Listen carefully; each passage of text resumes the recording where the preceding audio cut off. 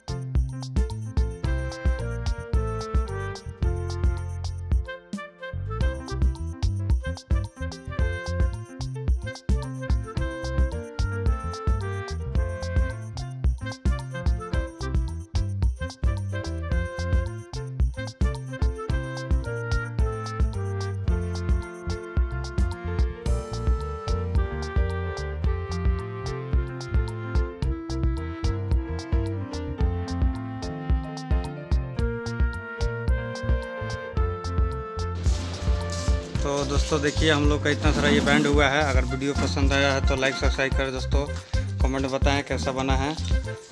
तो चलिए, वीडियो देखने के लिए आप लोगों को बहुत बहुत धन्यवाद। मिलते हैं नेक्स्ट वीडियो में।